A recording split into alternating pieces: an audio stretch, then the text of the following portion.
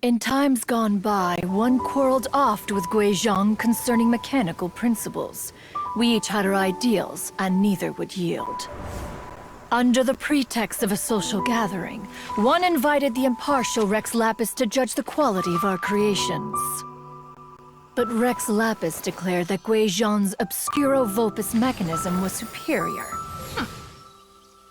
Though one was too proud to acknowledge it, in one's heart, one knew that Guizhong was indeed the superior talent in the mechanical arts. As for the story between Guizhong and Streetward Rambler, that begins with a certain bell. In Guizhong's opinion, while mechanisms were no substitute for human composers, they were yet capable of producing simple but fine melodies.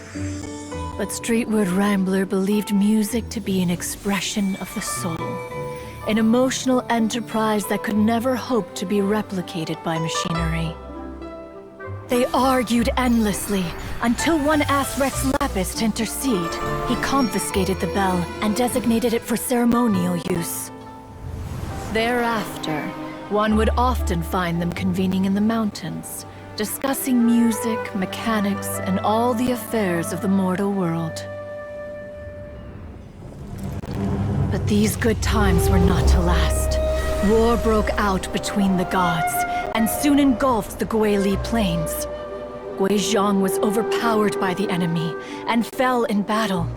When Streetward Rambler and I arrived at the scene at long last, all that remained among the ruins was her lifeless body. After this, at Streetward Rambler's request, Rex Lapis granted her the cleansing bell for safekeeping. To honor our friend's memory, one made a few finishing touches to her ballistic device. Many lantern rites have passed since then. Many greetings and goodbyes.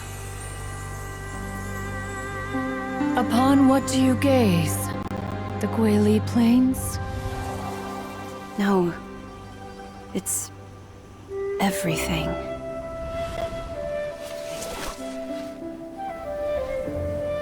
We think of human life as like a lantern that's lit one minute and extinguished the next. But are we Adepti so different? Perhaps as dust settles after a storm, we too must one day return to the world below.